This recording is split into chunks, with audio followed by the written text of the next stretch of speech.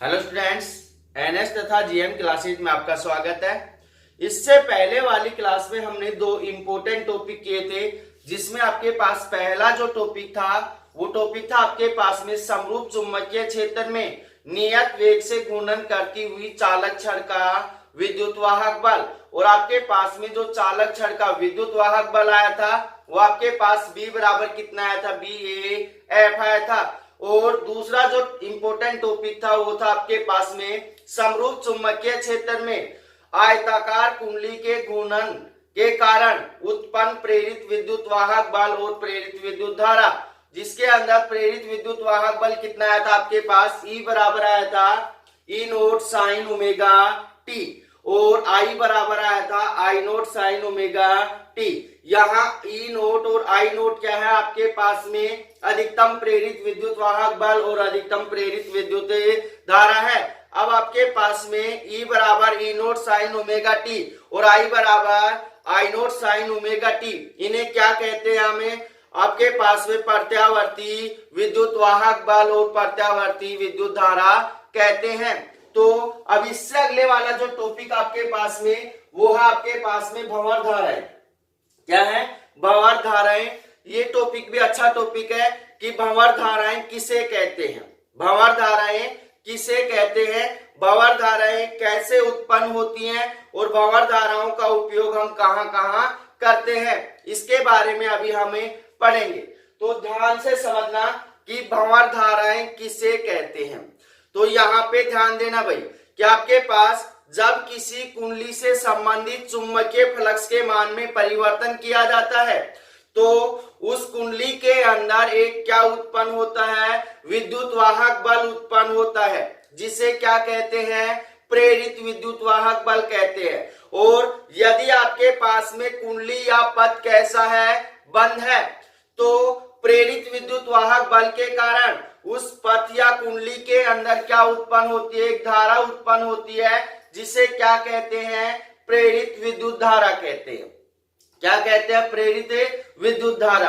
अब आपके पास में ये जो प्रेरित विद्युत वाहक बल है और प्रेरित जो विद्युत धारा है ये किसके लिए आ रही है, एक कुंडली या पथ के लिए आ रही है। किसके लिए आ रही है, कुंडली या पथ के लिए आ रही है। अगर हम बात करें कि आपके पास में कोई धातु की क्या है, चालक छड़ है, कोई धातु की क्या है, चालक छड़ है, उससे संबंधित चुंबकीय फ्लक्स के मान में क्या होता है, परिवर्तन होता है। यदि आपके पास में धातु की क्या है, चालक छड़ है और उससे संबंधित चुंबकीय फ्लक्स के मान में क्या होता है, परिवर्तन होता है, तब उस धातु की छड़ के अंदर क्या होती है, एक धारा प्रवाहित होती है। क्या होती है, एक धारा प्रवाहित होती है। और ये जो धारा प्रवाहित होती है पानी में उत्पन्न भंवर धाराओं के समान, पानी के अंदर जो धाराएं उत्पन्न होती हैं या आपके पास में जिनको हम भंवर धाराएं कहते हैं, पानी में उत्पन्न भंवर धाराओं के समान क्या होती हैं। इस कारण से इन धाराओं को क्या कहते हैं, भंवर धाराएं कहते हैं। तो इसकी डेफिनेशन भंवर धाराओं की दोबारा से सुन लेना कि जब किसी चालक छड़ से संबंधित चुंबकीय फ्लक्स के मान में परिवर्तन किया जाता है तो उसके अंदर एक विद्युत धारा प्रवाहित होती है और ये जो विद्युत धारा है ये पानी में उत्पन्न भंवर धाराओं के क्या होती है, समान होती है, जिसके क्या कहते हैं, इन धाराओं को भंवर धाराएं कहते हैं। क्या कहते हैं, भंवर धाराएं। अगर हम इसको एक प्रयोग के रूप में पढ़ें, किसमें पढ़ें, प्रयोग के रूप में पढ़ें, तो किस प्रकार से पढ़ेंगे कि आपके पास में कोई समरूप चुंबकीय क्षेत्र क्या है, B है, कोई समरूप चुंबकीय क्षेत्र क्या है, B है। और ये जो समरूप चुंबकीय क्षेत्र है ये आपके पास में बोर्ड के तल के क्या होता है, लंबवत नीचे की ओर होता है। ये जो आपके पास में समरूप चुंबकीय क्षेत्र है ये बोर्ड के तल के लंबवत अंदर की ओर होता है। क्या होता है, बोर्ड के तल के लंबवत अंदर की ओर होता है। इस समरूप चुंबकीय क्षेत्र के अंदर एक आयताकार धातु की छड़ ABCD, इस समरूप चुंबकीय क्षेत्र के अंदर एक आयताकार धातु की छड़ ABCD क्या है, रखी हुई है। अब यहाँ पे ध्यान से समझना कि जब इस आयताकार धातु की छड़ को चुंबकीय क्षेत्र के अंदर, चुंबकीय क्षेत्र के अंदर या चुंबकीय क्षेत्र से बाहर खींचा जाता है, या तो इसको अंदर ढकेला जाता है या क्या किया जाता है, बाहर खींचा जाता है, तो धातु की छड़ से संबंधित क्या होता है, चुंबकीय फ्लक्स के मान में क्या होता है, परिवर्तन होता है। तो धातु की छड़ से संबंधित जैसे ही चुंबकीय फ्लक्स के मान में परिवर्तन होगा तो इस धातु की छड़ के अंदर क्या प्रवाहित होगी, एक विद्युत धारा प्रवाहित होगी। क्या प्रवाहित होगी, एक विद्युत धारा प्रवाहित होगी, जिसे क्या कहते हैं, भंवर धाराएं कहते हैं। क्या कहते हैं, भंवर धाराएं कहते हैं। तो ये हो गया आपके पास प्रायोगिक रूप से अगर हम इसको समझना चाहें तो ये है। और वास्तविक रूप से आपके पास में जो भंवर धाराएं हैं वो किसमें उत्पन्न होती है, धातु की छड़ के अंदर उत्पन्न होती है। क्यों होती है वो मैंने आपको समझा दिया है कि आपके पास जब किसी धातु की छड़ से संबंधित चुंबकीय फ्लक्स के मान में परिवर्तन किया जाता है तो उस धातु की छड़ के अंदर एक धारा उत्पन्न होती है, प्रवाहित होती है, और ये धारा किसके समान होती है, पानी में उत्पन्न भंवर धाराओं के समान होती है, जिसके कारण इन धाराओं को क्या कहते हैं, भंवर धाराएं कहते हैं। अब अगला टॉपिक आता है आपके पास में भंवर धारा के उपयोग। भंवर धारा के उपयोग, भंवर धारा के उपयोग इंपॉर्टेंट है भाई, क्योंकि ये पूछे जाते हैं बोर्ड एग्जाम में कि भंवर धाराओं के कोई दो उपयोग लिखिए। तो यहाँ पे आपके पास में भंवर धाराओं के उपयोग कौन कौन से हैं, हम भंवर धाराओं का उपयोग कहाँ कहाँ करते हैं, इसके बारे में अभी हमें पढ़ेंगे। तो भंवर धाराओं का जो उपयोग है, इसके अंदर आपके पास में जो फर्स्ट पॉइंट है वो आपके पास में है रुद्ध दोल धारामापी। रुद्ध दोल या आपके पास में धारामापी, रुद्ध दोल धारामापी के अंदर हम भंवर धाराओं का उपयोग कैसे करते हैं। इस टॉपिक को बताने से पहले मैं आपको एक छोटा सा टॉपिक और बताता हूं। मैंने इससे पहले वाले चैप्टर के अंदर एक टॉपिक पढ़ाया था चल कुंडली धारामापी। चल कुंडली धारामापी, और चल कुंडली धारामापी आपके पास कितने प्रकार के था, दो प्रकार का। पहला था आपके पास में निलंबित कुंडली धारामापी और दूसरा था आपके पास में कीलकित कुंडली धारामापी। तो वहां पे ध्यान देना कि दोनों धारामापियों के अंदर हमने जो आयताकार फ्रेम ली थी, क्या ली थी, आयताकार फ्रेम ली थी, उसके ऊपर हमने क्या लपेटे थे, तांबे के तार लपेटे थे। क्या लपेटे थे, तांबे के तार, किसके रूप में, फेरों के रूप में लपेटे थे। तो अब टॉपिक के ऊपर आते हैं, रुद्ध दोल धारामापी में के अंदर भंवर धाराओं का उपयोग किस प्रकार से करते हैं। कि आपके पास में चल कुंडली धारामापी के अंदर जैसे ही हम धारा प्रवाहित करते हैं, चाहे कीलकित हो चाहे निलंबित हो, धारा प्रवाहित करते हैं तो उसके अंदर जो आयताकार कुंडली है वो अपनी साम्य अवस्था से क्या हो जाती है, विक्षेपित हो जाती है। अपनी साम्य अवस्था से क्या हो जाती है, विक्षेपित हो जाती है, घूम जाती है, क्योंकि वहां चुंबकीय क्षेत्र उत्पन्न होता है और चुंबकीय क्षेत्र उत्पन्न होने के कारण वो क्या करने लगती है, घूर्णन करने लगती है। तो आपके पास में जो कुंडली है वो क्या होती है, अपनी साम्य अवस्था से क्या हो जाती है, विक्षेपित हो जाती है। जैसे ही धारा को हम बंद करते हैं तो अपनी वह प्रारंभिक अवस्था में आने के लिए, साम्य अवस्था से जो उसकी लास्ट अवस्था है, लास्ट अवस्था से साम्य अवस्था में आने के लिए क्या करती है, वो कुछ समय लेती है। क्या लेती है, कुछ समय लेती है। इसलिए आपके पास में उस समय को हटाने के लिए कि हमने जैसे ही धारा को बंद किया, जो कुंडली है वो क्या हो जाए, तुरंत साम्य अवस्था में आ जाए, इसलिए हम क्या करते हैं, उसके अंदर एक क्या करते हैं, आयताकार फ्रेम के ऊपर तांबे के तार लपेटते हैं। क्या करते हैं, आयताकार फ्रेम के ऊपर तांबे के तार लपेटते हैं, और तांबे के तार लपेटने के कारण जैसे ही हम उसको क्या करते हैं, विद्युत धारा प्रवाहित करते हैं, तो वहां क्या उत्पन्न होता है, चुंबकीय क्षेत्र उत्पन्न होता है। और चुंबकीय क्षेत्र के अंदर कुंडली जैसे ही घूर्णन करती है, तो घूर्णन करने के कारण उसके जो हमने दो तांबे के तार लपेटे हैं उनमें क्या उत्पन्न होती हैं, भंवर धाराएं उत्पन्न होती हैं। और ये भंवर धाराएं कुंडली को तुरंत क्या करती हैं, साम्य अवस्था में ले आती हैं। तो इसको दोबारा से समझ लेना कि आपके पास में जब चल कुंडली धारा मापी के अंदर धारा प्रवाहित की जाती है तो उसकी कुंडली साम्य अवस्था से क्या हो जाती है, विक्षेपित हो जाती है। तो पुनः साम्य अवस्था में आने के लिए कुछ समय लगता है। क्या लगता है, कुछ समय लगता है। इसलिए चल कुंडली धारा मापी के अंदर एक आयताकार फ्रेम के ऊपर क्या लपेटे जाते हैं, तांबे के तार लपेटे जाते हैं, जिससे वो जैसे ही चुंबकीय क्षेत्र के अंदर क्या करती है, घूर्णन करती है, तो उसमें क्या उत्पन्न होती हैं, भंवर धाराएं उत्पन्न होती हैं। और ये जो भंवर धाराएं होती हैं ये क्या करती हैं, उसको तुरंत साम्य अवस्था में ले आती हैं। तो आपके पास में यहाँ पे जो भंवर धाराएं हैं ये क्या कर रही है, चुंबकीय फ्लक्स का विरोध कर रही है, चुंबकीय क्षेत्र का क्या कर रही है, विरोध कर रही है। तो अब एक हो गया। सेकंड आपके पास में है रेलगाड़ियों के ब्रेक लगाने में। रेलगाड़ियों के ब्रेक लगाने में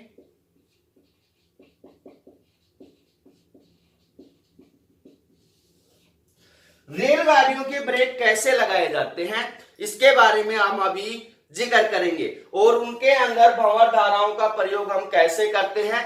तो ध्यान से समझना कि आपके पास में रेलगाड़ियों के जो पहिए होते हैं, रेलगाड़ियों के क्या होते हैं, पहिए होते हैं, उनके पहिए के अक्ष के अनुदिश, उनके पहिए के अक्ष के अनुदिश चारों ओर एक धातु का आवरण लगा होता है।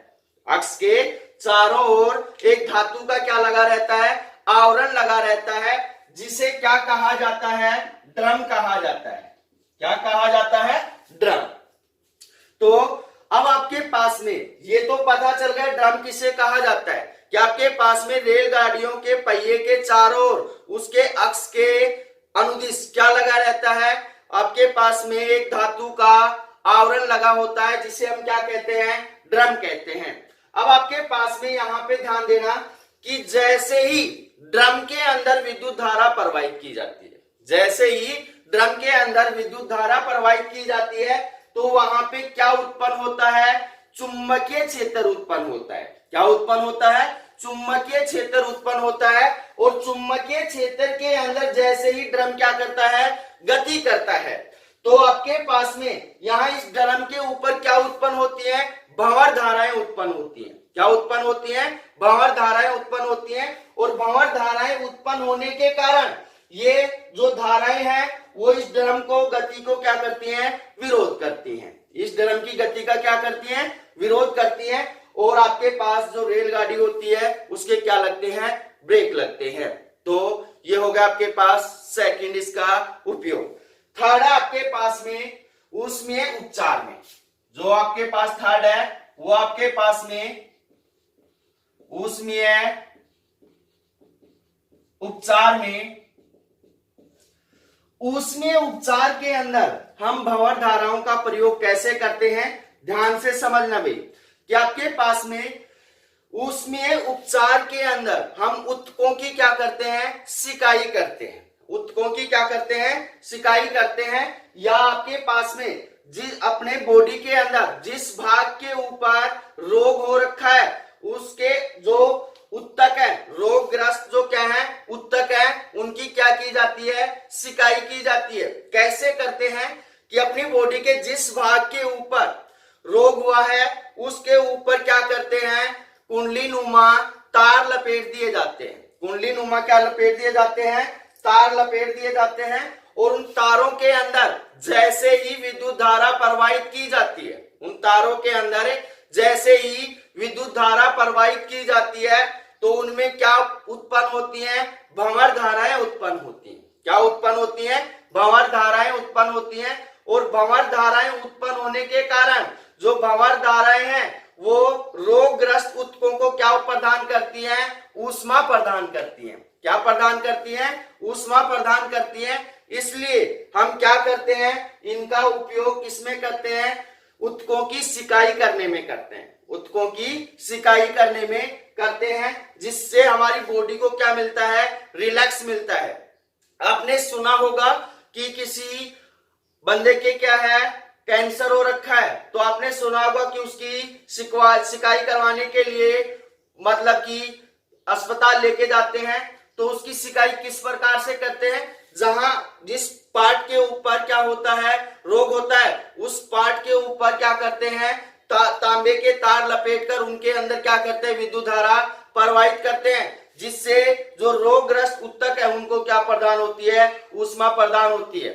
तो ये हो गया आपके पास ऊष्मीय उपचार में। अगला है आपके पास में प्रेरक भट्टी में। प्रेरक भट्टी में, तो प्रेरक भट्टी के अंदर किस प्रकार से हम भंवर धाराओं का उपयोग करते हैं, ध्यान से समझना कि आपके पास में जो प्रेरक भट्टी है उसमें अयस्क से धातु को क्या किया जाता है, निकाला जाता है। अयस्क से धातु को निकाला जाता है। किस प्रकार से निकालते हैं, जिस धातु को पिघलाना होता है, जिस धातु को पिघलाना होता है उसे शक्तिशाली परिवर्तित चुंबकीय क्षेत्र के अंदर रखा जाता है। क्या किया जाता है, शक्तिशाली परिवर्तित चुंबकीय क्षेत्र के अंदर रखा जाता है।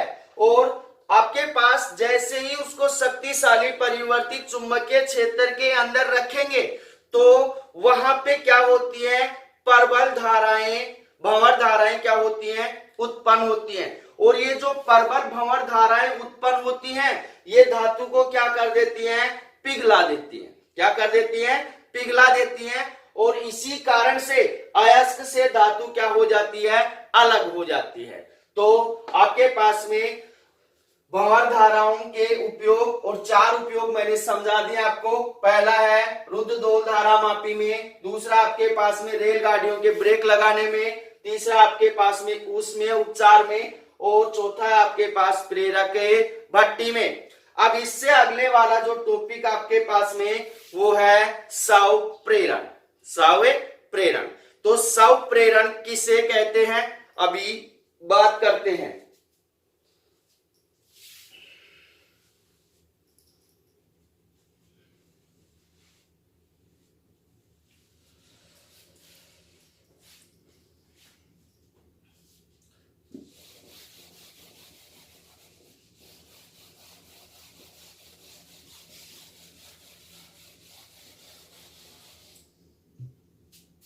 तो टॉपिक आपके पास में स्व प्रेरण। स्व प्रेरण किसे कहते हैं, डेफिनेशन ध्यान से सुनना हुई। जब किसी कुंडली या पथ के अंदर विद्युत धारा प्रवाहित की जाती है, जब किसी कुंडली या पथ के अंदर विद्युत धारा प्रवाहित की जाती है और विद्युत धारा के मान में क्या किया जाता है, परिवर्तन किया जाता है। क्या किया जाता है, परिवर्तन किया जाता है। तब आपके पास में विद्युत धारा के अंदर परिवर्तन करेंगे तो आपके पास उसके चुंबकीय फ्लक्स के मान में भी क्या होता है, परिवर्तन होता है। चुंबकीय फ्लक्स के मान में भी क्या होता है, परिवर्तन होता है। और चुंबकीय फ्लक्स के मान में परिवर्तन होने के कारण उस पथ या कुंडली के अंदर क्या उत्पन्न होता है, प्रेरित विद्युत वाहक बल उत्पन्न होता है। क्या होता है, प्रेरित विद्युत वाहक बल उत्पन्न होता है, जिसे इस घटना को क्या कहते हैं, स्व प्रेरण कहते हैं। क्या कहते हैं, स्व प्रेरण। नाम से ही पता चल रहा है कि स्वयं की प्रेरणा से ही जो उत्पन्न हो रहा है उसे क्या कह रहे हैं, स्व प्रेरण कह रहे हैं। तो दोबारा से सुन लेना, जब किसी कुंडली में प्रवाहित धारा के मान में क्या किया जाता है, परिवर्तन किया जाता है, तो उससे संबंधित चुंबकीय फ्लक्स के मान में भी क्या होता है, परिवर्तन होता है। और चुंबकीय फ्लक्स के मान में परिवर्तन होने के कारण कुंडली के या पथ के अंदर क्या उत्पन्न होता है, प्रेरित विद्युत वाहक बल उत्पन्न होता है, जिसे क्या कहते हैं, स्व प्रेरण कहते हैं। क्या कहते हैं, स्व प्रेरण कहते हैं। उससे अगला इसी के अंदर जो टॉपिक है वो आपके पास में है स्व प्रेरण गुणांक या स्व प्रेरक ताऊ एल। ये आपके पास इंपॉर्टेंट है क्योंकि इसके ऊपर न्यूमेरिकल आता है। तो आपके पास में अगला टॉपिक है स्वप्रेरण गुणांक या स्वप्रेरकत्व एल, इसको हम कैपिटल एल से प्रदर्शित करते हैं। किससे प्रदर्शित करते हैं? कैपिटल एल से। अब आपके पास में स्वप्रेरण गुणांक या स्वप्रेरकत्व होता क्या है, ध्यान से समझना में इसको, कि आपके पास में कोई कुंडली है, उस कुंडली के अंदर आई धारा क्या की जा रही है? प्रवाहित की जा रही है। आई धारा क्या की जा रही है? प्रवाहित की जा रही है। तब उस कुंडली के अंदर क्या उत्पन्न होता है? चुंबकीय फलक से उत्पन्न होता है।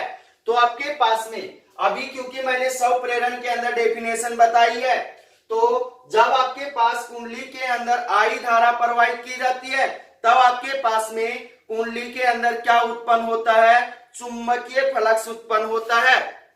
और कुंडली के अंदर जो उत्पन्न चुंबकीय फ्लक्स है वो कुंडली में प्रवाहित धारा के क्या होता है? समानुपाती होता है।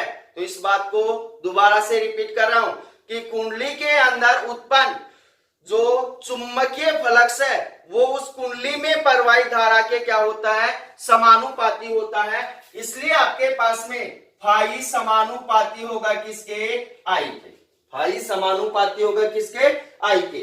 अब यहाँ पे आपके पास समानुपाती का चिन्ह है, तो समानुपाती का चिन्ह हटाएंगे तो क्या लगाएंगे? कि नियतांक लगाएंगे। तो क्या होगा आपके पास में? फाई बराबर हो जाएगा एल आई। एल आई, यहां आपके पास में यहां एल एक नियतांक है। क्या है? नियतांक है, जिसे स्वप्रेरण गुणांक या स्वप्रेरकत्व कहते हैं, या स्वप्रेरकत्व कहते हैं। तो ध्यान देना, हमें डेफिनेशन किसकी निकालनी है? स्वप्रेरण गुणांक या स्वप्रेरकत्व की निकालनी है। तो आपके पास L बराबर कितना होगा भाई? फाई अपॉन में आई। फाई अपॉन में आई। तो यहां पे इस जो आपके पास मान है, इस मान को याद रखना पड़ेगा आपको कि L बराबर कितना है? फाई अपॉन में आई। अब इसकी डेफिनेशन निकालते हैं कि स्वप्रेरण गुणांक या स्वप्रेरकत्व क्या होता है। तो यहां पे आपके पास में L बराबर कितना है? फाई अपॉन में आई। तो डेफिनेशन बनाओ भाई, जब किसी कुंडली के अंदर एकांक धारा प्रवाहित की जाती है, आई बराबर कितना है? एकांक धारा है। तो एकांक धारा प्रवाहित की जाती है, तब उस कुंडली में उत्पन्न जो चुंबकीय फ्लक्स का मान, जो फाई का मान है, उसे ही क्या कहते हैं? स्वप्रेरण गुणांक कहते हैं या स्वप्रेरकत्व कहते हैं। दोबारा से समझ लेना कि जब किसी कुंडली में एकांक धारा प्रवाहित की जाती है तब उस कुंडली में उत्पन्न चुंबकीय फ्लक्स के मान को ही क्या कहते हैं? स्वप्रेरण गुणांक या स्वप्रेरकत्व कहते हैं।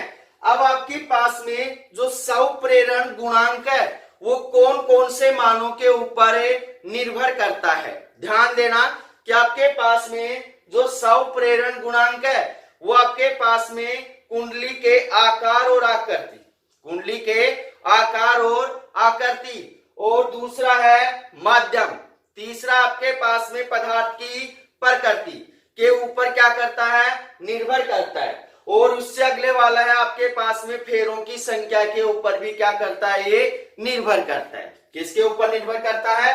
फेरों की संख्या के ऊपर भी क्या करता है? निर्भर करता है। तो दोबारा से सुन लेना कि जो स्वप्रेरण गुणांक है या स्वप्रेरकत्व है वो किसके ऊपर निर्भर करता है? आपके पास कुंडली के आकार आकृति, माध्यम, पदार्थ की प्रकृति तथा कुंडली में फेरों की संख्या के ऊपर क्या करता है? निर्भर करता है। अब उससे आगे आपके पास में यहां ध्यान देना, यहां तक तो आप निकाल लोगे। अब उससे आगे क्या करना है आपको? इसकी दूसरी डेफिनेशन भी हम निकालेंगे कि आप यहां पे ध्यान देना कि आपके पास में कोई कुंडली है और कुंडली के अंदर आई धारा क्या हो रही है? प्रवाहित हो रही है। जब कुंडली के अंदर प्रवाहित धारा को क्या किया जाता है, परिवर्तित किया जाता है। क्या किया जाता है, परिवर्तित किया जाता है। तब कुंडली में चुंबकीय फ्लक्स क्या होता है, उत्पन्न होता है। चुंबकीय फ्लक्स भी क्या होता है, परिवर्तित होता है। तो दोबारा से सुनना, जब किसी कुंडली में प्रवाहित धारा को क्या किया जाता है, परिवर्तित किया जाता है, तब उस कुंडली में चुंबकीय फ्लक्स भी क्या होता है, परिवर्तित होता है। और चुंबकीय फ्लक्स जब परिवर्तित होता है तो उस कुंडली के अंदर क्या उत्पन्न होता है, प्रेरित विद्युत वाहक बल उत्पन्न होता है। इसलिए फैराडे के नियम से, इसलिए फैराडे के नियम से जो उत्पन्न प्रेरित विद्युत वाहक बल है, E बराबर क्या होता है, माइनस डी फाइव बटे कितना होता है, dt। डी फाइव बटे कितना होता है, dt। तो यहां पे आपके पास में इसको दे दो समीकरण नंबर 1। समीकरण 1 से आपके पास यहां लिखेंगे, समीकरण 1 से आपके पास में फाई बराबर क्या हो जाएगा, Li हो जाएगा। कितना होगा, फाई बराबर Li। तो यहां आ गया समीकरण नंबर 2। फाई का मान समीकरण 2 में रखने पर, तो यहां लिखेंगे फाई का मान समीकरण 2 में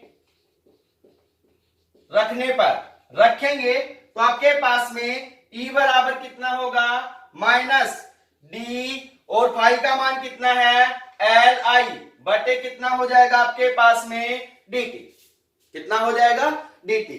अब यहां पे ध्यान देना भाई कि आपके पास में जो L है वो क्या है, आपके पास एक नियतांक है जिसे क्या कहते हैं, स्वप्रेरण गुणांक कहते हैं। तो L को बाहर निकालेंगे तो E बराबर कितना होगा, माइनस L डी बटे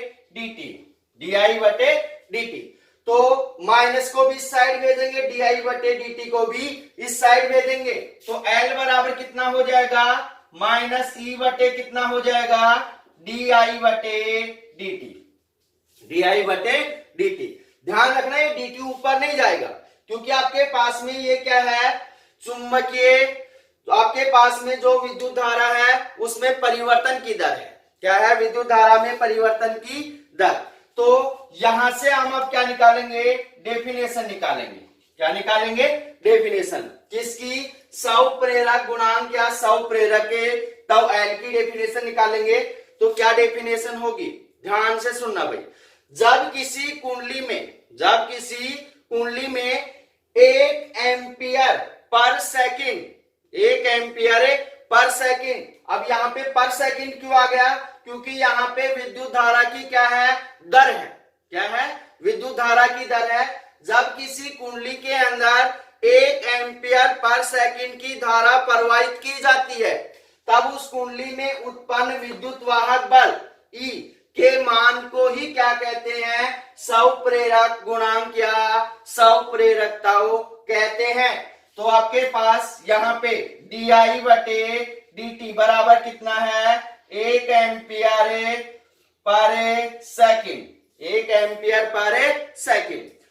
तो इसकी डेफिनेशन दोबारा से सुन लेना कि आपके पास जब किसी कुंडली के अंदर 1 एम्पियर पर सेकंड की धारा प्रवाहित की जाती है, तब उस कुंडली में उत्पन्न प्रेरित विद्युत वाहक बल के मान को ही क्या कहते हैं, स्वप्रेरण गुणांक या स्वप्रेरक तव कहते हैं। अब आपके पास में यहाँ पे स्वप्रेरकता एक सदिश राशि है या अदिश राशि है।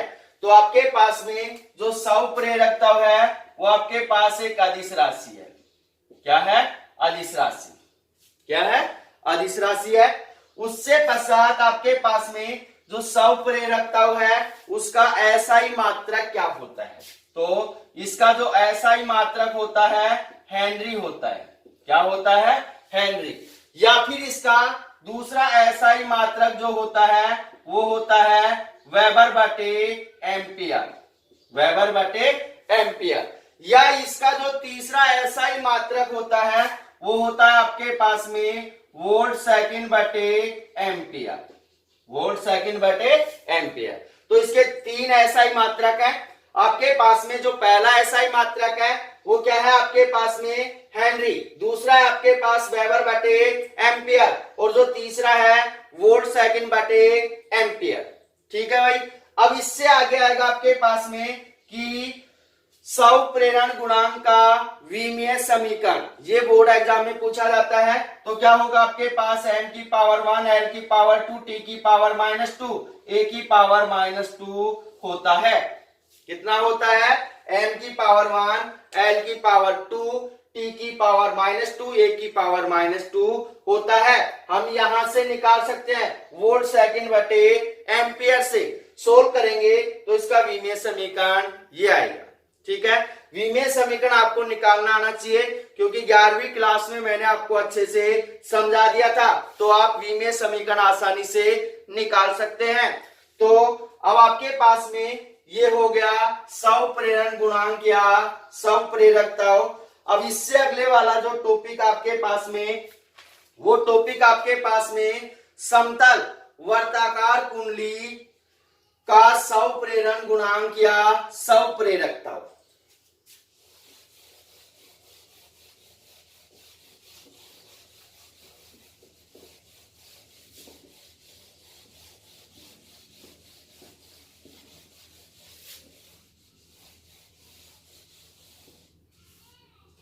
टॉपिक आपके पास में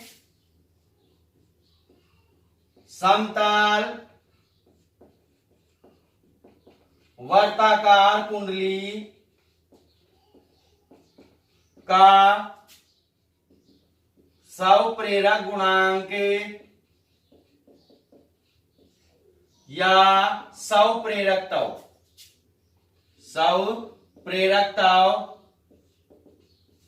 एल का मान क्या करना है, आपको निकालना है। तो क्या मान होगा भाई, हम सोल्व करेंगे कि आपके पास में जो कुंडली है, कैसी कुंडली आपके पास में समतल वर्ताकार है। क्या है? समतल वर्ताकार है, और उसका क्या निकालना है, स्वप्रेरकता का मान क्या करना है, निकालना है। तो यहां पे ध्यान देना कि आपके पास में माना कोई आर त्रिज्या की क्या है, कुंडली है। कोई आर त्रिज्या की क्या है, कुंडली है, जिसका केंद्र कितना है, ओ है। जिसका केंद्र कितना है, ओ है। अब आपके पास में जब इस कुंडली के अंदर आई धारा क्या होती है, प्रवाहित होती है। आई धारा क्या होती है, प्रवाहित होती है। तो कुंडली के चारों ओर क्या उत्पन्न होता है, चुंबकीय क्षेत्र उत्पन्न होता है।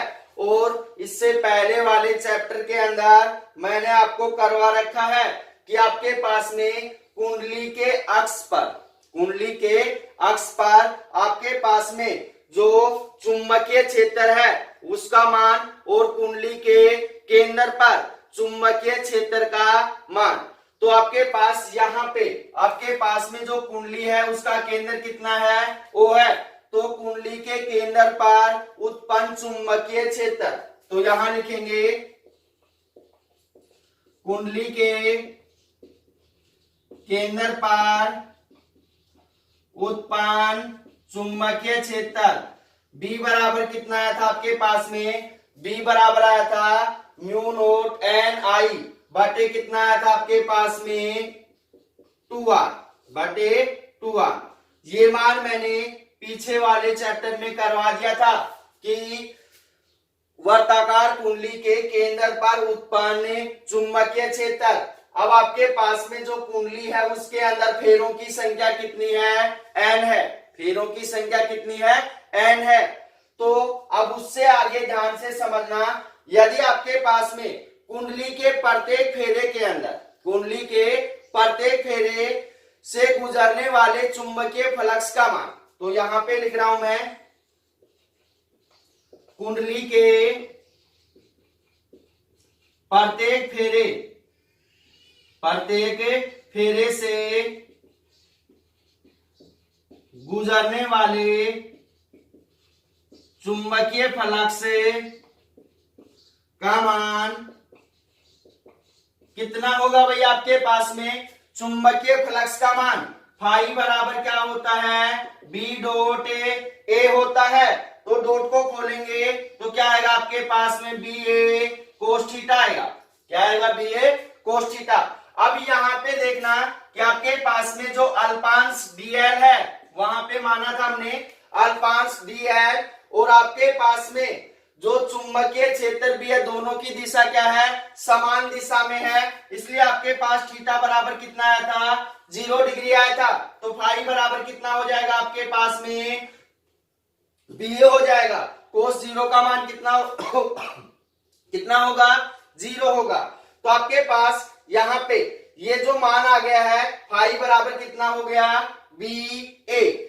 अब आपके पास कुंडली के एक फेरे के लिए क्या है? ये चुंबकीय फ्लक्स। यदि कुंडली में फेरों की संख्या कितनी है? n है। तो यहां पे लिखूंगा यदि कुंडली में फेरों की संख्या n है तो आपके पास जो चुंबकीय फ्लक्स होगा वो कितना होगा आपके पास में? फाई डैश बराबर कितना हो जाएगा आपके पास में? एन बी ए। फेरों की संख्या गुना एक फेरे का चुंबकीय फ्लक्स। तो आपके पास यहाँ समीकरण 1 के अंदर क्या है? बी का मान है, तो डालेंगे तो बी बराबर कितना होगा आपके पास? यहाँ पे फाई डैश बराबर हो जाएगा एन इंटू बी का मान कितना है? म्यू नोट एन आई बटे कितना हो गया? 2r इंटू कितना हो गया? a। अब यहाँ पे ध्यान देना कि कुंडली की त्रिज्या कितनी है? r है। तो कुंडली का क्षेत्रफल a बराबर कितना हो जाएगा? Pi r square. Pi r square. तो ये मान उठाकर यहाँ डालेंगे तो फाई डैश बराबर होगा n into mu note N I बटे कितना हो गया? 2r into pi r square. Square से r क्या हो गया? कैंसिल हो गया। तो आपके पास n इंटू एन कितना हो जाएगा? n square. तो आपके पास फाई डैश बराबर कितना हो गया? Mu note n square I pi r बटे कितना हो गया? 2 हो गया। कितना हो गया? 2। अब उससे आगे आपके पास में यहाँ पे आपने किसका मान निकाल लिया? कुंडली से संबंधित कुल चुंबकीय फ्लक्स का मान निकाल लिया। कुल क्या निकाल लिया? चुंबकीय फ्लक्स का मान निकाल लिया। तो अब उससे आगे आपको क्या निकालना है? स्वप्रेरक गुणांक या स्वप्रेरकता निकालना है। तो आपके पास में यहां लिखेंगे स्वप्रेरक गुणांक की परिभाषा से, गुणांक की परिभाषा से क्या हो जाएगा भाई? L बराबर हो जाएगा आपके पास कितना होगा? L बराबर होगा फाई डैश बटे कितना होगा? I होगा। फाई डैश बटे I। तो आपके पास फाई डैश का मान कितना है? ये रहा। तो ये मान उठाकर वहां डालेंगे तो L बराबर कितना होगा? Mu note n square I pi r बटे कितना हो जाएगा आपके पास? 2 और बटे कितना होगा? आई से आई कैंसिल। L बराबर कितना हो गया? Mu note n square pi r बटे कितना हो गया? 2। ये मान क्या आ गया आपके पास में? समतल वर्ताकार कुंडली का स्वप्रेरक गुणांक या स्वप्रेरक तब आ गया। अब उससे आगे आपके पास यहाँ पे ध्यान देना, यदि वायु या निर्वात के स्थान पे क्या है? माध्यम है। वायु या निर्वात के स्थान पे क्या है? माध्यम है। तो आपके पास माध्यम की जो चुंबकीयशीलता है वो कितनी है? म्यू है। तो इस साइड से रब कर रहा हूं मैं, ध्यान से समझना। आपके पास यदि माध्यम की चुंबकीय पारगम्यता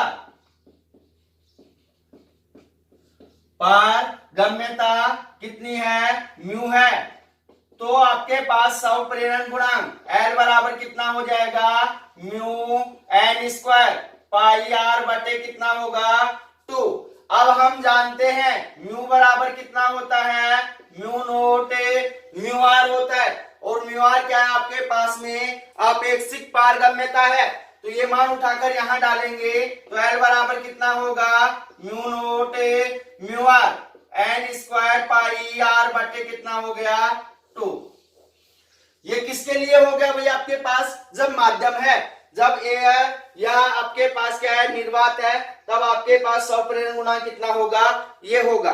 तो ये हो गया आपके पास में समतल वर्ताकार कुंडली का स्वप्रेरण गुणांक या स्वप्रेरकत्व।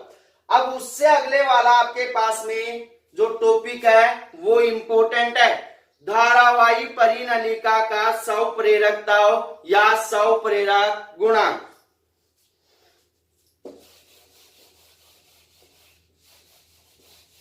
इस टॉपिक को अच्छे से समझना भाई, छोटा टॉपिक है पर टॉपिक अच्छा है। टॉपिक आपके पास में धारावाही परिनलिका का स्वप्रेरक गुणांक L क्या होगा, क्या होगा। तो ध्यान से समझना कि आपके पास में माना कोई L लंबाई की क्या है, परिनलिका है, L लंबाई की क्या है, परिनलिका है, और इस परिनलिका के अंदर आई धारा क्या होती है, प्रवाहित होती है। आई धारा क्या होती है, प्रवाहित होती है। और इस परिनलिका के अंदर फेरों की संख्या कितनी है, n है।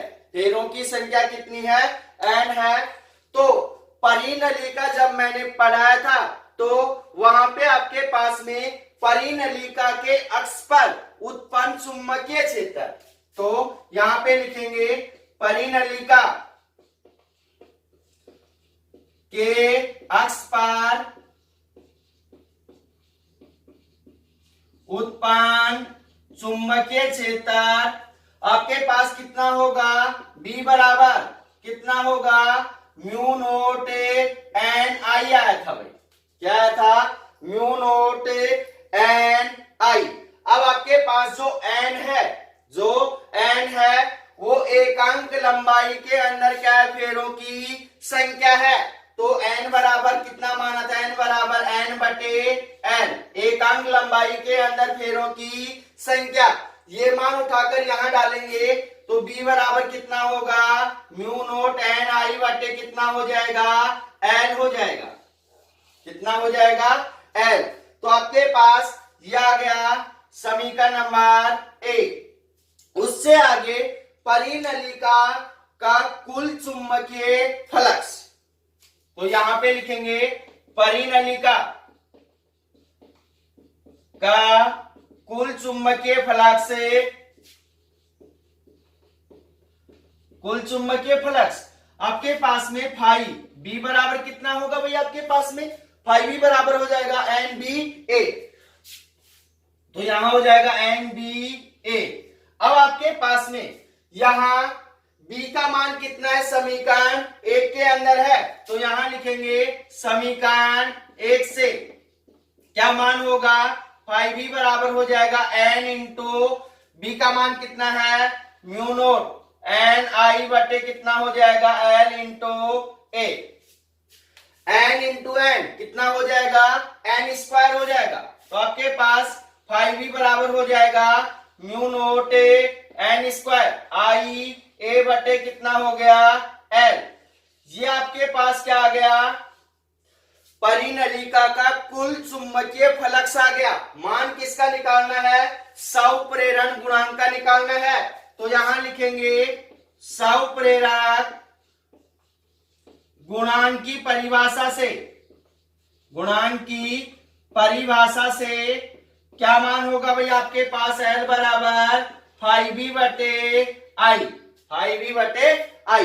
तो फाई बी का मान समीकरण 2 के अंदर, तो यहां लिखेंगे समीकरण 2 से क्या मान हो जाएगा, L बराबर हो जाएगा म्यू नोट एन स्क्वायर आई ए बटे कितना हो जाएगा, L बटे आई।